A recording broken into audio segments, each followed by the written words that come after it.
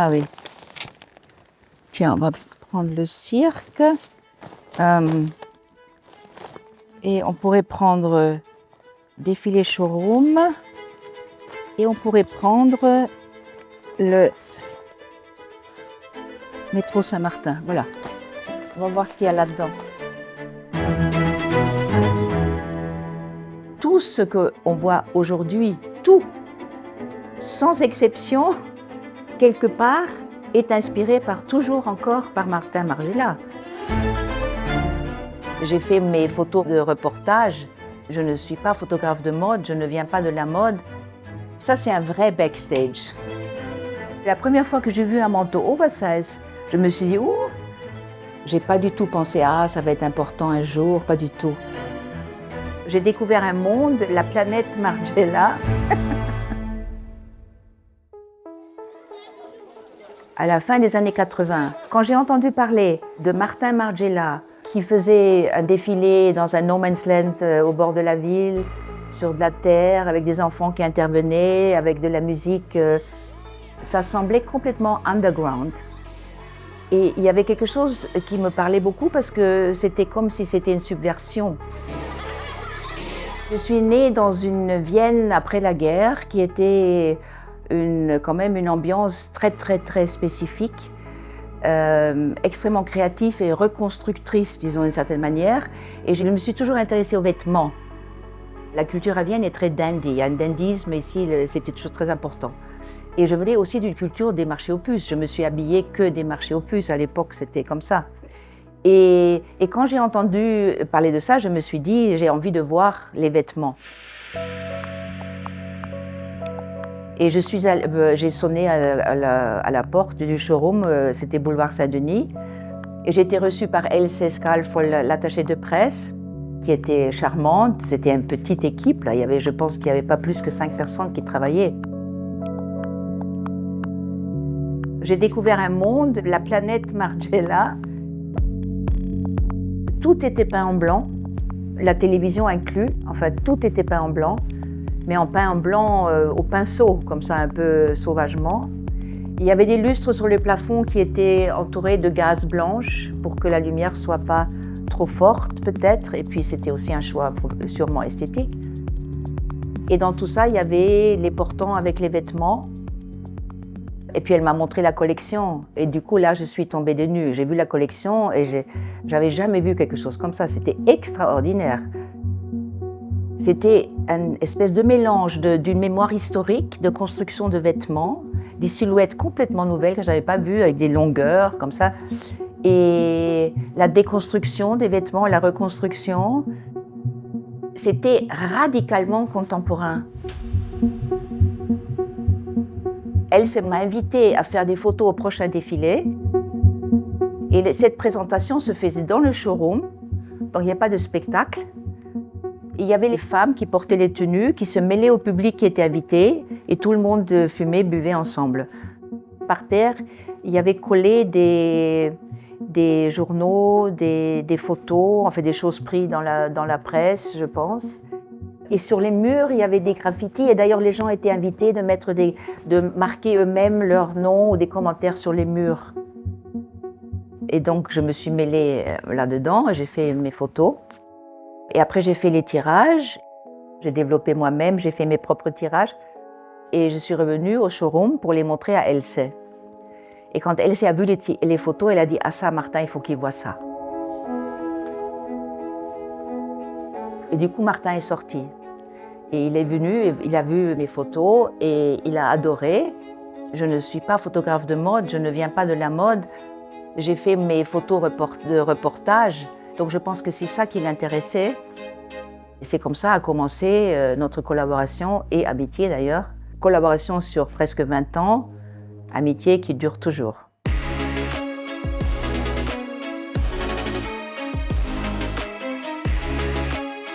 C'était vraiment une rencontre, je crois. C'est pour ça que ça a aussi si bien fonctionné.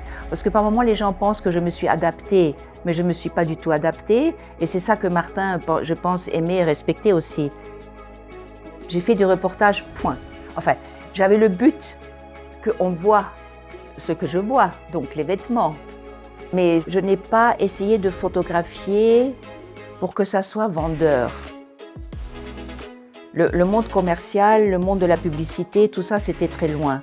Ça pouvait être extrêmement improvisé, être dans le mouvement, ne pas être net, pas fini, des choses non finies. Le reportage de la vie, quoi. Ouais. J'ai fait surtout le backstage. Les conditions sont souvent difficiles. Quelquefois, il y a trop de lumière, trop peu de lumière, les lieux sont trop grands, trop petits. C'est un challenge vraiment de fonctionner là-dedans et moi j'adorais ça. Pour la collection Printemps-été 92 au métro Saint-Martin, j'ai des souvenirs très forts parce qu'il y avait des centaines de bougies qui étaient placées le long des marches et quand les pompiers ont vu ça, ils ont dit non mais ça c'est pas possible. Donc tout le concept du défilé était en péril juste une demi-heure avant le défilé. Donc là c'était la panique totale. Finalement, je ne sais pas comme ça, mais ils ont eu l'accord des pompiers. Ils ont allumé tous les bougies et puis il y avait une fumée qui s'est dégagée qui était absolument insensée. On était presque en train d'étouffer. Tous, on n'a pas étouffé, c'était un spectacle extraordinaire et à la fin tout s'est bien passé. Et puis le deuxième élément de ce défilé, c'est que Martin et ses collaborateurs continuaient à peindre les motifs qui étaient sur les vêtements, continuaient à peindre ces motifs sur la peau, sur les bras ou sur les jeans. Et moi je trouvais que c'était absolument brillant et tellement enjoué. Il y a cette chose de aussi ludique dans son travail qui est extraordinaire.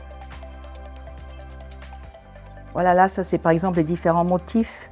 Là, il y a les points. Ça, c'est aussi la peinture sur le bras.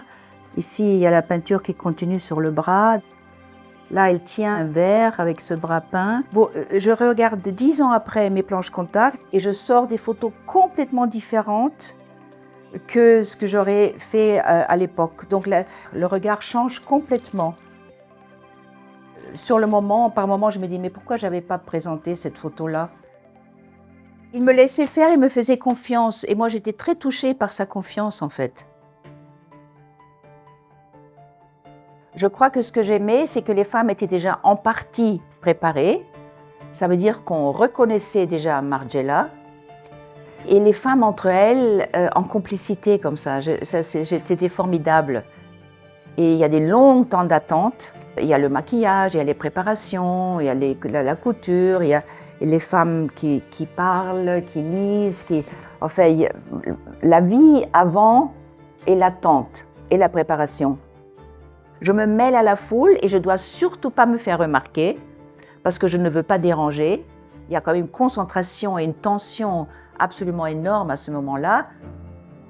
Et c'est ça qui m'intéressait beaucoup en fait, de attraper ces moments qui étaient entre la vie et la mode.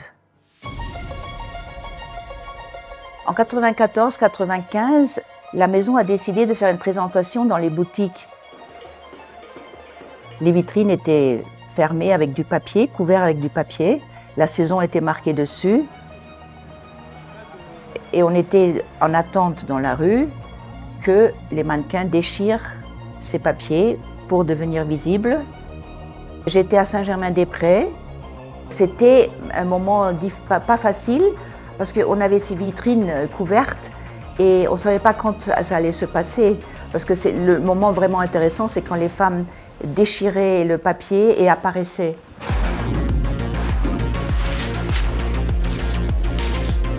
C'était difficile parce qu'il n'y avait pas beaucoup de temps. Oui, il y avait pas mal de stress. Mais en fait, j'ai réussi plus ou moins à photographier ce qu'il y avait à photographier, ce que Martin voulait aussi et qui était important pour lui. Mais il faut dire que presque à chaque défilé, il y avait toujours quelque chose que j'avais raté aussi, parce qu'on ne peut pas tout couvrir. C'était un peu toujours une frustration. Et ça, c'était le cirque. Là, c'est backstage, mais là, c'était le défilé. Mais là, j'ai photographié le défilé parce que c'était un ensemble. Et ça, les voiles étaient vraiment au dernier moment. Et du coup, j'ai photographié aussi le défilé, évidemment. Donc il n'y avait pas de choses strictes comme ça. En fait, je faisais ce que je voulais. C'est ça qui était génial. C'est comme si quelqu'un était en train de préparer un spectacle formidable et moi je pouvais jouer là-dedans, me déployer comme je voulais. Quand la maison déménage au 2 bis Passage Ruelle, c'était un grand pas vers quelque chose de nouveau. C'était une espèce d'agrandissement, une amélioration, beaucoup d'espace. Il y avait des mezzanines autour, donc on pouvait aussi avoir cette vue plongée, comme ça je sais qu'il y a quelques photos que j'ai fait d'en haut comme ça. Et aussi ce mélange qui était sympathique, que c'était ouvert et que les gens venaient voir les vêtements. À fur et à mesure de ce qui se passait, on a inventé l'espace. Donc il y avait des acheteurs qui venaient, il y avait les vêtements accrochés, il y avait des fittings. Je me souviens que j'ai photographié des sessions de fitting avec Martin. Et ça bougeait tout le temps, mais tout était ouvert et tout se mélangeait. Et d'ailleurs, quand j'avais un peu des downs, j'allais là et je me sentais tout de suite bien parce que c'est comme si j'arrivais dans une petite famille comme ça. Ça a l'air un peu bizarre de le dire comme ça, mais c'était vraiment comme ça. Il y avait un aspect extrêmement humain et chaleureux. Au moment du dernier défilé, en 2008, c'était aussi mon dernier défilé, oui. J'étais tellement vue comme la photographe qui travaillait avec Martin Margiela que personne d'autre se serait jamais approché à moi, non. D'ailleurs, ça ne m'intéressait pas non plus, parce que en fait, c'était la rencontre avec Martin qui était la chose passionnante et inspirante. J'aurais pas aimé travailler, j'aurais même pas pu travailler pour d'autres maisons parce que je me serais sentie pas seulement infidèle, mais ça ne m'intéressait pas parce que la seule chose qui m'intéressait, c'était Martin Margiela en fait. Sauf maintenant que j'étais invitée après 20 ans par MM6, Margiela et Heikki Salonen qui fait cette collection aujourd'hui, m'avait dit mais c'est formidable, c'est tellement organique, comment tu fais? Ben, j'ai un entraînement de 20 ans. Et du coup, je me suis amusée énormément à refaire du backstage. Je l'ai fait 2 fois pour eux. J'ai réfléchi longtemps à ce que je peux faire de cette archive qui est assez précieuse. Je me suis dit, je voudrais trouver une forme, comme c'est tellement spécial. Et du coup, j'ai eu cette idée d'une boîte qui peut faire cadre, en fait. Donc, ça, c'est le cadre. Et on peut le poser comme ça contre le mur. Et l'idée, c'est qu'il y a une dizaine de photos dedans, mais qu'on puisse échanger l'image qui couvre les autres à son gré. Ça, c'était par exemple la robe de mariée oversize du 20e anniversaire de la maison. Ça, c'est Kate Moss pour le défilé qui était à l'Armée du Salut. Elle doit avoir 15 ans, là. C'est une des premières fois qu'elle était modèle. Ça, c'était la présentation au supermarché. Oui, ça, c'était cette robe de bal qui était coupée au milieu, qui devient un gilet sur des jeans. Ça, c'est un Polaroid de Martin que lui avait corrigé au feutre pour changer son idée de la tenue. Et après, moi, j'ai refotographié ce Polaroid. Ça, c'est un vrai backstage qui a duré très longtemps. Donc, c'est la tente, vous voyez. Ça, c'est ce fameux ruban, là. Trop beau comme bijou. Et puis, tout le monde peut le faire. C'est aussi quelque chose, enfin, il y avait toujours quelque chose d'extrêmement démocratique dans son travail parce qu'on pouvait faire soi-même énormément de choses, donner l'envie de faire soi-même. Ça, c'est les mains de Martin sur un jean qu'il coud ensemble. En fait, au même temps, il y avait aussi, évidemment, le fait que Martin ne voulait pas être photographié, donc c'était aussi une question de confiance. En fait, ça, tout le monde le respectait, hein. Il m'a dit une fois qu'il est extrêmement touché que jusqu'aujourd'hui, tellement de gens continuent à respecter son souhait de ne pas apparaître.